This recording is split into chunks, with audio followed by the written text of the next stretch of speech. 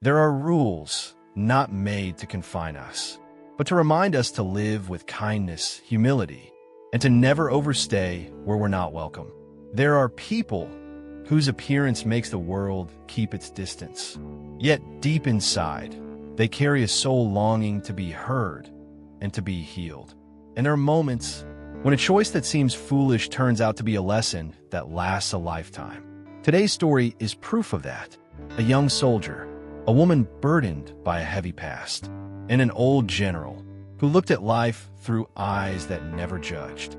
They crossed paths in just 3 short days, but what they left behind was a lasting change.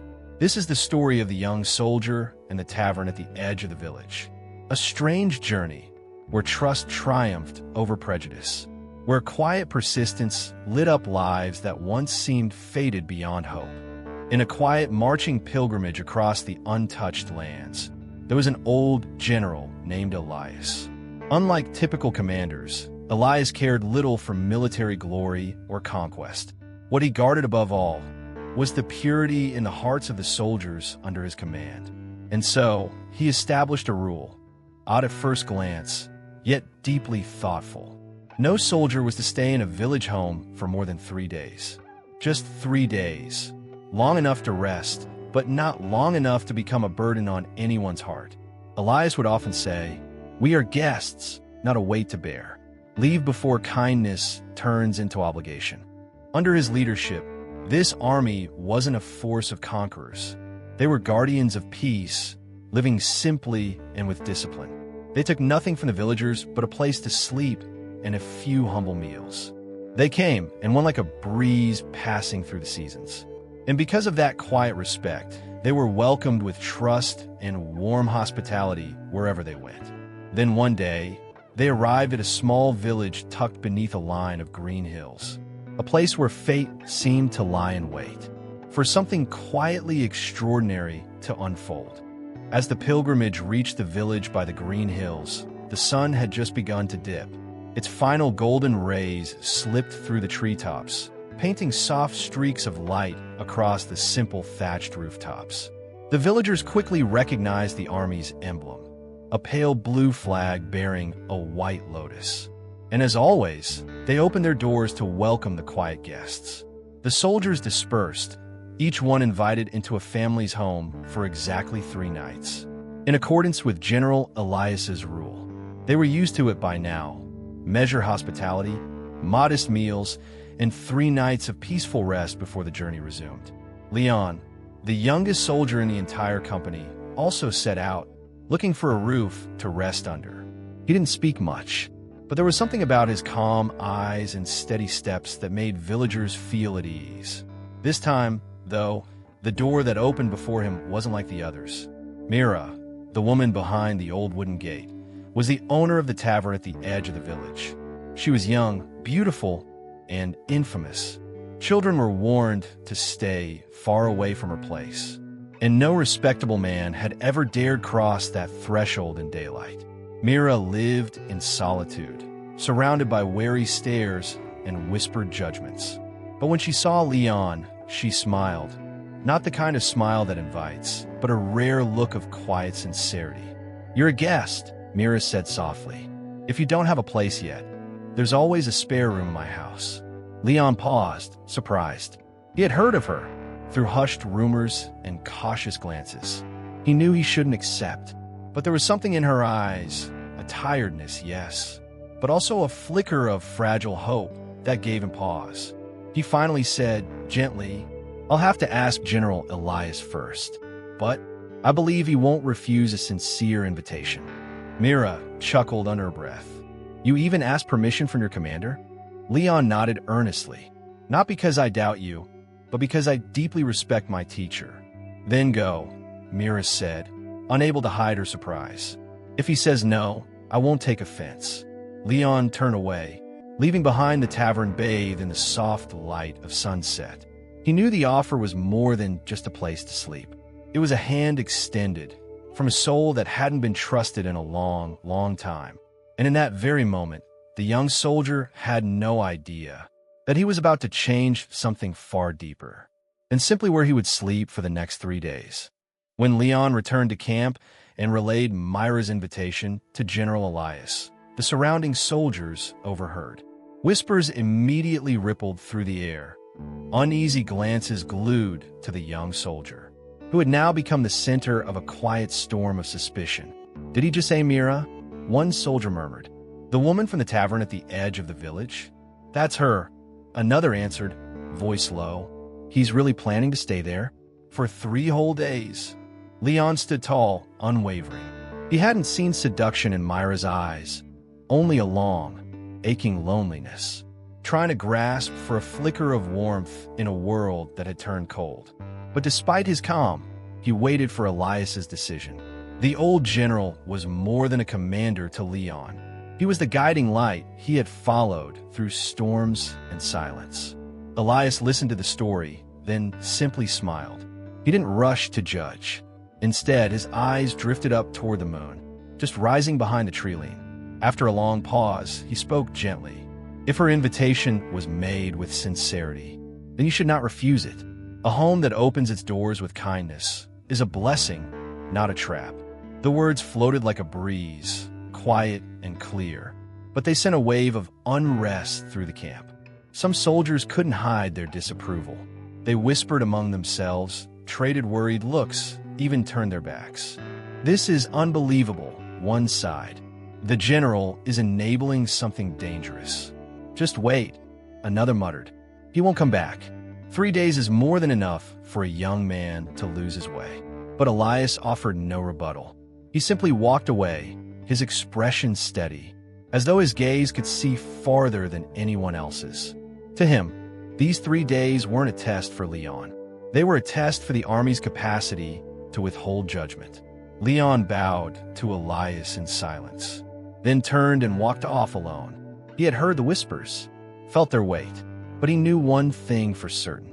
Turning his back now, on a sincere hand extended from exile, would be far worse than accepting an invitation wrapped in solitude.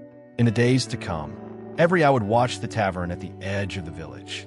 But what none of them knew was this: it is not misplaced trust that leads us astray. More often, it's the trust we refuse to give that costs us the chance to save a soul. On the first day, the soldiers began to spy. They crouched behind fences, behind the bushes near the tavern at the edge of the village. Their ears perked up as if every sound from inside might be evidence. Suspicious glances, whispered rumors. They spread like smoke through the camp, silent, thick, and choking. That evening, soft music floated from the direction of the tavern. Someone whispered, "Hear that? Music? She's probably offering him wine. Who knows what's going on in there?" A few soldiers scoffed. Others stayed silent, their eyes a mix of disappointment and silent judgment. But Elias, as always, said nothing. He simply sat beneath the tree by the fire, his gaze far away, as though he had sent his heart to walk beside the young student he had once guided. By the second day, the sound from the house grew clearer. Laughter, singing, not vulgar but spirited, joyful. It carried through the window like an echo of something long forgotten. Whispers started again. They're singing together. It's over. And slowly, even those who had trusted Leon began to waver. He's getting pulled in. She's doing something. She's enchanting him. Is he even one of us anymore? In the camp, hearts began to stir with unease. No one dared say it aloud, but everyone saw it clearly. If Leon didn't return, it would be a crack, a fracture in the trust Elias had spent a lifetime building. The third day came with an unbearable tension. By late afternoon, sounds erupted again. Light footsteps, laughter, even the unmistakable clinking of glasses. Some soldiers stood abruptly, voices choked. That's it. He's gone. He's no longer one of us. And so, as the sun began to set, the army gathered in the central square, the usual meeting point before any departure. Everyone was there, except Leon. 1 minute passed, then 2. All eyes turned to the road that led from the tavern to the square. Empty. A few soldiers turned away, murmuring in bitter tones. He chose another path. We've lost one of our own. But then, just as the last edge of sunlight touched the hills, footsteps echoed down the road. Leon appeared, his pilgrim's cloak draped over his shoulder, his face calm, peaceful, and beside him walked a woman, Mira. She wore a plain gray dress, carried a small fabric bag in her hand, her eyes uncertain, but lit with a strange and gentle light. The entire army fell silent. Some stood with mouths ajar, others leaned in, as if trying to confirm what they were seeing. None could speak. And Elias? He simply gave a small nod. There was no surprise in his eyes, as if he had known all along that some souls, when finally heard, find their own way back to the light. When Mira stepped into the square, a heavy silence wrapped itself around the entire army. No one spoke, no one smiled, no one moved, except for Elias, the old general, who simply smiled and slowly walked toward her. He looked into Mira's eyes, not with suspicion, not with judgment, but simply as if he truly saw her, the real person behind every rumor, every whisper, every wall the world had built around her. "Welcome," he said, his voice deep and warm. "You've come to the right place." The soldiers around them couldn't believe what they were witnessing. A woman the entire village had cast out, now standing among them, under the accepting gaze of the man they respected most. It took a long moment before one soldier finally dared to speak. "You trust her? After just 3 days?" Elias didn't turn around. He kept his eyes on Mira as he replied, "I don't just trust her. I trust Leon. And I trust the eyes of someone who's lived far too long in the dark. It still knows how to look up when they see the light." Someone scoffed. Another frowned. But then Leon stepped forward, standing beside Elias, his voice clear, steady, and calm. "In these past 3 days," he began, "I didn't just rest. I listened. I saw. And I learned that sometimes what people need isn't a sermon, but someone who will sit beside them, without judgment, without walking away." He turned to Mira, who now stood quietly wiping a tear from the corner of her eye, and continued. She didn't need to be saved. She just needed someone to believe that she was worthy of starting again. No one said anything after that. But the most surprising part wasn't the silence. It was what happened next. One by one, the soldiers stepped forward. Their eyes softened, their voices gentler. A few offered greetings. Some nodded. And by the end of that long afternoon, Mira stood among them. Not on the outside, not at the edge, among them. That night, around the campfire, no one gossiped, no one questioned, only laughter, only the gentle strum of nomad songs, and the quiet singing voice of a woman who, not long ago, had been forgotten by her village. Elias watched the flames dance, then spoke softly into the night. "If what you do is right, nothing will pull you off the path. On the contrary, you might just pull the whole world back toward the light. Do you see? In this world, what's truly frightening isn't the souls who've lost their way, but when we stop believing they can return. Never let judgment kill the last chance someone has to begin again, because sometimes one person's faith is all it takes to rewrite an entire life." We live in an age where the first glance often decides everything. One look, one rumor, one short biography.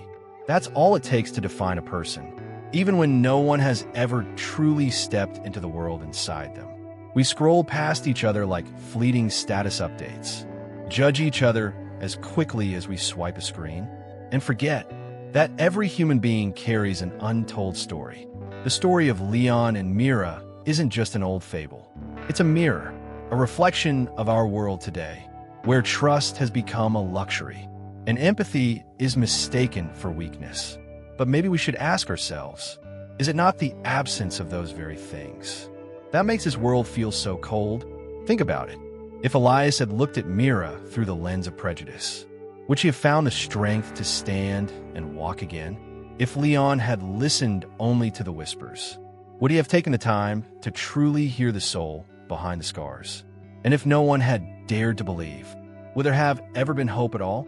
In today's world, there are so many me-ris around us. People who have stumbled, who've been hurt, who've lost their way, and are quietly searching for a nod of acceptance. A glance that says, "I see you and I don't judge." Sometimes they're the person beside you on the morning bus, the quiet kid in the corner of the classroom, the neighbor who always keeps their doors shut. And sometimes, they are us. In a moment of weakness we don't speak of, the point isn't to avoid the darkness. It's to be willing to reach into it.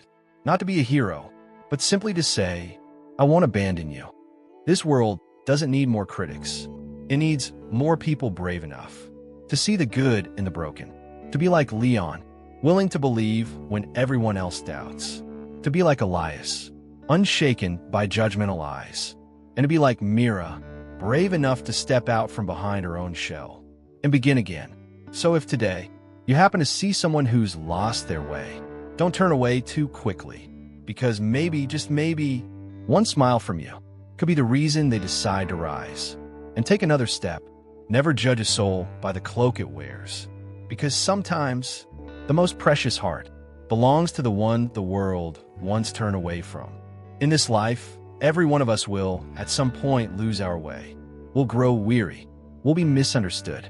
But sometimes, all it takes is one person who dares to believe in the good that still lives within us. And that alone can be enough to help us begin again. Don't be so quick to judge someone based on what you've heard. Don't turn away just because they've fallen before. Behind every scar is a story that's never been told. And behind every misstep is a heart quietly longing to come home. If you are kind enough to listen and brave enough to trust, you might just become the light in someone else's darkness. And sometimes that light ends up saving you too.